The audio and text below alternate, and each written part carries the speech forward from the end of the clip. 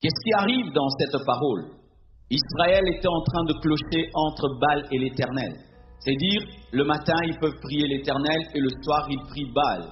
Ils peuvent prier l'Éternel un dimanche et ils prient samedi Baal. Ils étaient entre Baal et l'Éternel. Ils étaient dans la tiédeur, ils étaient dans la compromission.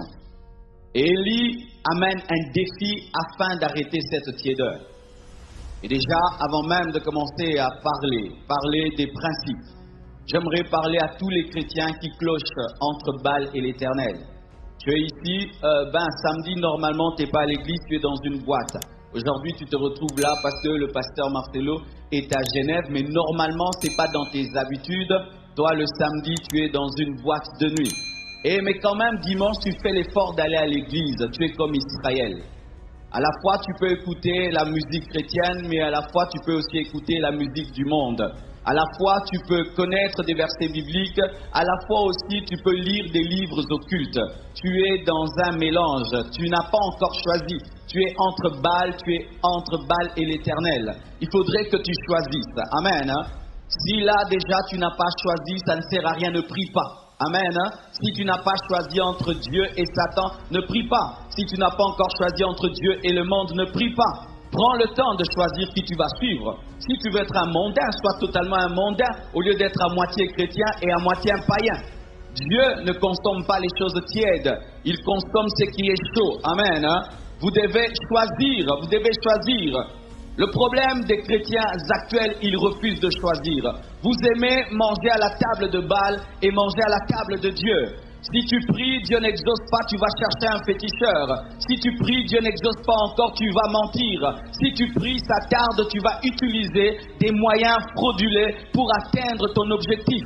Tu dois choisir.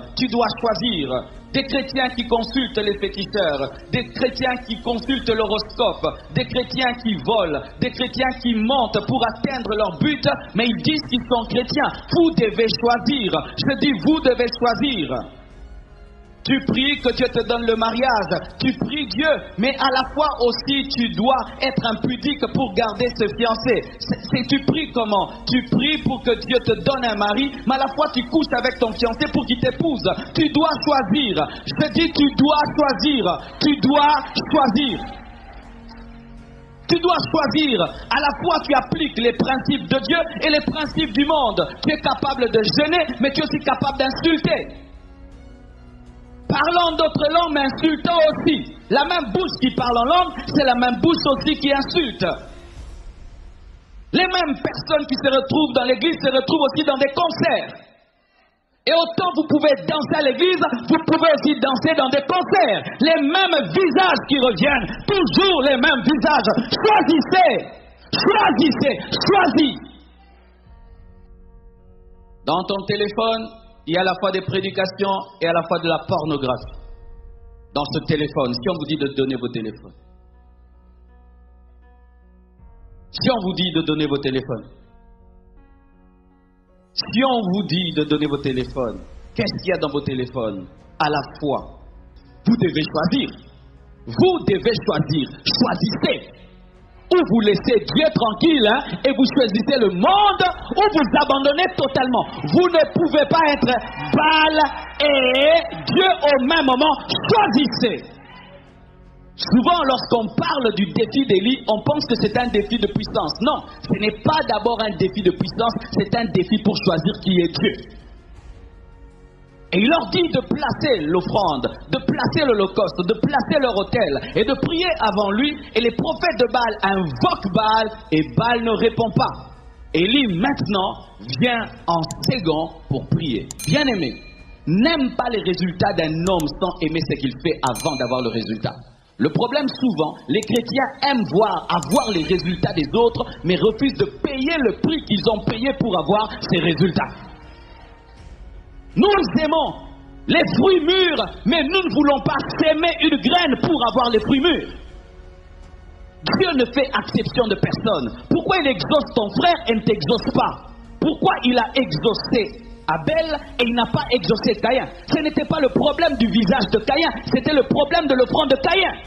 Si seulement Caïn avait changé son offrande, Dieu allait l'exaucer comme il avait exaucé Abel. Le problème des fois, nous voulons l'exaucement, mais nous ne voulons pas le chemin qui mène à l'exaucement. J'aime les pilotes, mais je n'aime pas leurs études.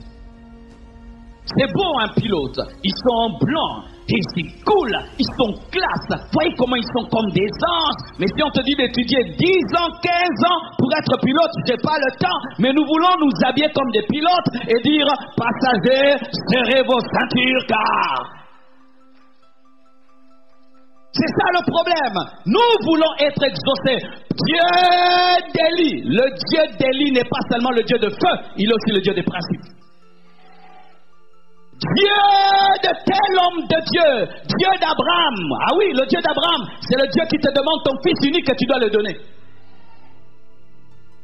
Frères et sœurs, si tu ne pratiques pas ces prières, ces principes, tu prieras toute ta vie et Dieu ne t'exaucera jamais.